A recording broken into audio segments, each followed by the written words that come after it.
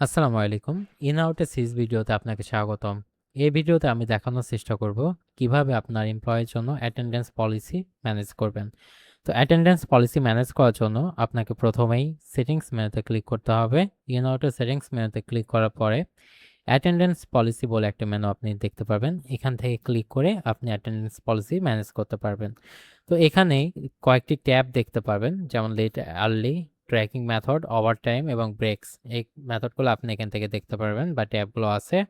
তো আমি late early যেটা আছে সেটা কিভাবে ম্যানেজ করবেন। তো লেট আর্লি ম্যানেজ করার জন্য প্রথমে দেখেন এই ফর্মে কিছু টগল আছে, যেমন merge late attendance and early departure policy. তার মানে এই যে লেট অ্যাটেন্ডেন্স পলিসি যেটা আমি সেট করব এবং আর্লি ডিপ্রেসার পলিসি যেটা আমি সেট করব সেটা একসঙ্গে কাজ করবে।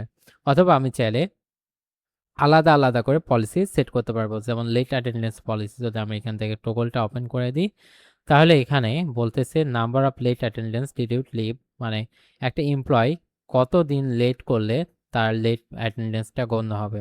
যেমন একটা এমপ্লয় যদি একেবারে 3 দিন, মানে একসঙ্গে 3 দিন যদি লেট করে, তার জন্য একদিনের ছুটির কাউন্ট হবে। তার মানে সে 3 দিন যদি পরপর লিভ নেয় বা পরপর যদি 3 দিন লেট করে, তাহলে তার ছুটি থেকে একদিন কাটা যাবে। তার মানে তার যদি বাৎসরিক ছুটি 12 দিন হয়, সেক্ষেত্রে একদিন কেটে তার বাৎসরিক ছুটি 11 দিন এভাবে কাউন্ট হবে। এবং এখান থেকে leave type of deduct for late attendance, এটার জন্য ক্যাজুয়াল লিভ দিতে পারেন, অথবা চাইলে সিক লিভ দিতে পারেন, অথবা এখান থেকে আর্ন লিভ দিতে পারেন। তো আমরা এখান থেকে ক্যাজুয়াল লিভ দিয়ে রাখছি। আমরা এটা আমার যে লেট অ্যাটেন্ডেন্স আছে তাদের ক্ষেত্রে, মানে যারা লেট করে আসে তাদের ক্ষেত্রে। এবার যারা লেট করে যায় বা আর্লি চলে যায় তাদের জন্য আমার এখানে সেটিংস আছে, do you want to deduct leave for early departure, মানে যারা শিফট শেষ হওয়ার আগেই বের হয়ে যায় তাদের জন্য আমরা চাইলে এটাকে এনেবল করতে পারি। করে আমরা এখান থেকে do you want to deduct leave for late early departure, এখান থেকে সেভ পলিসি দেওয়া আছে। যেমন 3 দিন যদি সে পরপর 3 দিন যদি সে আর্লি অফিস থেকে বের হয়ে যায়, তার জন্য একদিনের লিভ কাউন্ট হবে। এবং এখান থেকে সে অবশ্যই ক্যাজুয়াল লিভ বা সিল লিভ বা হচ্ছে তার আর্ন লিভ এটা এখান থেকে দেখাই দিতে পারবে। এই দুটা সেভ করে আমরা পলিসি সেট করতে পারি। এবং এই দুটা যখন, যদি আমরা এই দুটাকে একসঙ্গে মার্জ করতে চাই, তাহলে এই ক্ষেত্রে আমরা এখানে ডিপ্রেসার পলিসি মার্জ এই বাটনটাতে ক্লিক করে দিলে আমাদের ডিপ্রেসারটা মার্জ হয়ে যাবে। অ্যান্ড দেন আমরা সেভ সেটিংসে ক্লিক করলে আমাদের এটা কাজ করবে।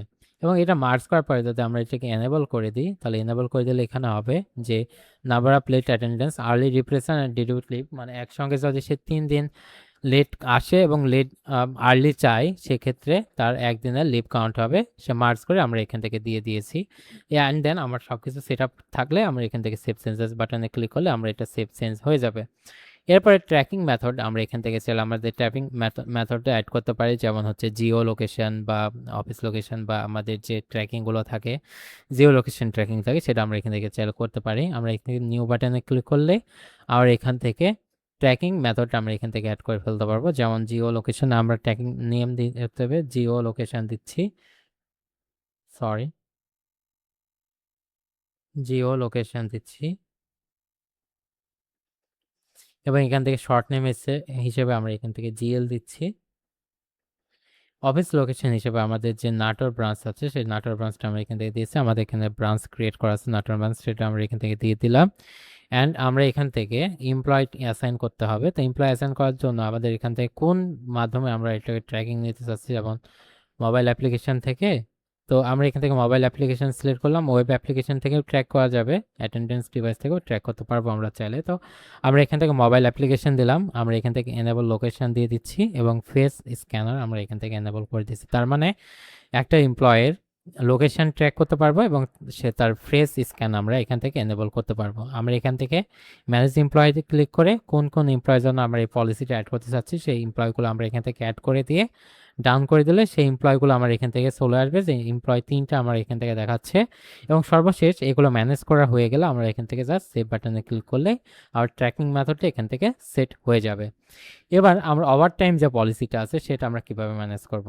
ওভারটাইম পলিসি ম্যানেজ করার জন্য আমাদের যেটা করতে হবে, প্রথমে আমাদের এখান থেকে ওভারটাইম পলিসিটা ক্রিয়েট করতে হবে। ওভারটাইম পলিসি ক্রিয়েট করার জন্য নিউ বাটনে ক্লিক করলাম। এখানে আমরা এখান থেকে পলিসি দিয়ে দিচ্ছি, যেমন ওভারটাইম পলিসি লিখে দিচ্ছি আমরা ওভারটাইম। এবং ওভারটাইম লিখে দেওয়ার পর এখানে শর্ট নেম দিয়ে দিচ্ছি, ওটি দিয়ে দিচ্ছি, যেমন ওটি দিয়ে ওভারটাইম মিনিং করে, আমরা এখানে ওটি দিয়ে দিলাম। এবং শিপ set the rules for when to apply, OT applies, that means হচ্ছে এটা কখন অ্যাপ্লাই হবে, মানে শিফট শুরু হওয়ার আগে অ্যাপ্লাই হবে নাকি শিফট শুরু শেষ হওয়ার পরে অ্যাপ্লাই হবে, সেটা আমরা এখান থেকে দিতে পারি। বিফোর শিফট ডিউরেশন, তার মানে যদি শিফট শুরু হওয়ার আগে 2 ঘন্টা, মানে আপনার শিফট শুরু হবে সকাল 9টায়, একজন এমপ্লয় আপনার হচ্ছে শিফট ওয়ার্ক শুরু করলো সকাল 6টা থেকে, তাহলে তার জন্য 2 ঘন্টা ওভারটাইম কাউন্ট হবে। তো এটা কি শিফটের আগে আগে হবে নাকি শিফটের পরে হবে, সেটা আমরা এখান থেকে দিয়ে দিতে পারবো। তো আমরা বাংলাদেশি যেহেতু সকাল 9টা থেকে 6টা পর্যন্ত অফিস শুরু হয় এবং তারপরে আমাদের শিফটটা কাউন্ট হয় বা ওভারটাইমটা কাউন্ট হয়, সেজন্য আমরা এখান থেকে আফটার শিফট ডিউরেশন এটা আমরা সিলেক্ট করে দিলাম। ফ্রম ফার্স্ট টাইম আমরা এখান থেকে শিফট শেষ, মানে আমাদের যে শিফট রেগুলার শিফট সেটা শেষ হওয়ার কতক্ষণ পর থেকে আমাদের শুরু হবে সেটা আমরা এখান থেকে দিতে পারি, যেমন আমাদের এখানে 10 মিনিট পরে শুরু হবে, সেটা আমরা দিয়ে দিলাম। এন্ড টাইম আমরা এখান থেকে দিলাম না, কারণ ডিফল্ট রেট হিসেবে দিতে পারি বা ফিক্সড অ্যামাউন্ট দিতে পারি। তো আমরা এখান থেকে ফিক্সড ডিফল্ট রেট দিলাম টিয়ার 1, মানে হচ্ছে তার একবারই 1% সে হচ্ছে, বা যে আমাদের যে পার্সেন্ট আমরা করেছি আম, ইয়ের জন্য ওভারটাইমের জন্য, সেই অনুযায়ী এটা কাজ করবে। আমরা এখান থেকে টিআরও অ্যাড করতে পারি, টিআর অ্যাড না করলেও চলবে। আমরা এখান থেকে ওভারটাইম ক্যালকুলেশনটা কিভাবে হবে সেটা এখান থেকে সেট আপ করতে পারি, যেমন ওভারটাইম ক্যালকুলেশন হবে বেসিক স্যালারি থেকে বা গ্রস স্যালারি থেকে, আমরা এখান থেকে দিয়ে দিতে পারি। আমরা এখান থেকে বেসিক স্যালারি দিলাম। ওয়ার্কিং ডে পার মান্থ, আমাদের এখানে 30 দিনের ওয়ার্কিং ডে, আমরা এখান থেকে 26 দিয়ে দিচ্ছি। ওয়ার্কিং আওয়ার পার ডে, মানে আমাদের 26 দিন কাজ হবে, 26 দিন আমাদের ওয়ার্কিং ডে থাকে এবং 8 ঘন্টা করে আমাদের প্রত্যেক দিন ওয়ার্কিং আওয়ার থাকে, সেটা আমরা এখান থেকে সিলেক্ট করে দিলাম।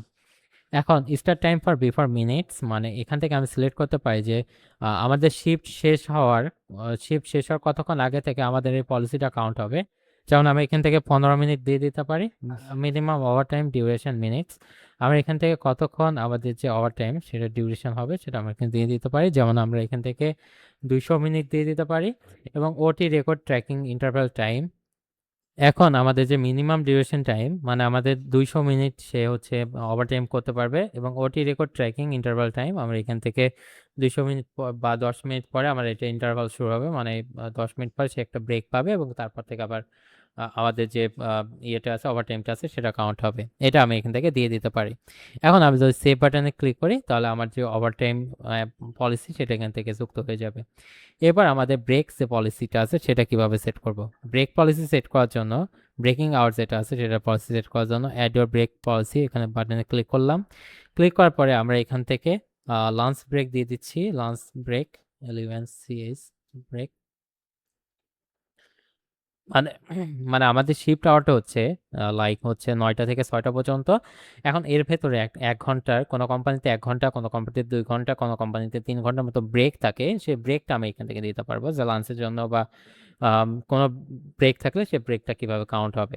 তো আমি এখান থেকে শর্ট দিয়ে দিচ্ছি, LB দিয়ে দিচ্ছি, লাঞ্চ ব্রেক আমি এখান থেকে দিয়ে দিলাম। এবং আমার লাঞ্চ ব্রেকটা কখন থেকে শুরু হবে সেটা আমি এখান থেকে দিয়ে দিচ্ছি, যেমন হচ্ছে আমার লাঞ্চ ব্রেকটা 1টা থেকে 5টা, দুইটা ডিফল্ট সিলেক্ট করা আছে। আমি এখান থেকে চাইলে আমার যে 2টা থেকে 3টা বা 3টা থেকে 4টে এভাবে আমি সিলেক্ট করতে পারি, যেহেতু আমাদের সময় অনুযায়ী 1টা থেকে 2টা এর সময় আমাদের হচ্ছে লাঞ্চ ব্রেক থাকে, সেটা আমি এখান থেকে দিয়ে দিলাম। ফিক্সড ডিউরেশন মিনিট 60, অবশ্যই 60 রাখবেন। No earlier than minutes, that means হচ্ছে আমাদের যে ব্রেক টাইম তার কতক্ষণ আগে থেকে ব্রেক টাইম শুরু হবে সেটা আমরা এখান থেকে দিতে পারি। আমরা এখান থেকে 0 রাখতেছি, মানে আমাদের যেহেতু 1টা বাজে আমাদের ব্রেক আওয়ার শুরু হবে, তার আগে আমরা কোনো সময় দিচ্ছি না, জাস্ট 1টার পর থেকে আমাদের ব্রেক আউটটা শুরু হবে। ডিলে আউটটা আমি কতক্ষণ সিলেক্ট করতে পারি, বা যে একজন এমপ্লয়ি হঠাৎ কাজ করতে যে তার হয়তোবা 1টার পরে সে পাঞ্চ করতে পারে, সেক্ষেত্রে আমরা কত সময় অ্যালাউ করতে পারি সেটা আমরা এখান থেকে দিয়ে দিচ্ছি। আমি এখান থেকে 10 মিনিটস অ্যালাউ করে দিচ্ছি। এবং লো লেটার দেন, মানে ব্রেক আউট শেষ হওয়ার কত সময় পরে সে ব্রেকটা কাউন্ট হবে সেটা আমি এখান থেকে দিয়ে দিতে পারছি।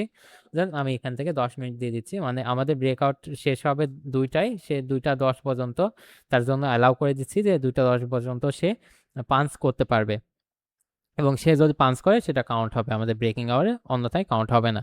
আমরা এখানে পেইড ব্রেকটা অ্যানাবল করে দিচ্ছি। পেইড ব্রেক হচ্ছে যে আমাদের যে ব্রেক নিচ্ছে সেই ব্রেকটা আমাদের যে স্যালারি সেই স্যালারির অন্তর্ভুক্ত হবে কিনা সেটা আমি এখান থেকে সিলেক্ট করে দিলাম। অবশ্যই স্যালারির অন্তর্ভুক্ত হবে। তো আমি এবার এটা পলিসি সেট করার পরে আমি জাস্ট সেভ পলিসিতে ক্লিক করলে আমাদের ব্রেকিং পলিসি যেটা আছে সেটা আমার এখান থেকে তৈরি হয়ে যাবে। আশা করি বুঝতে পেরেছেন। ধন্যবাদ।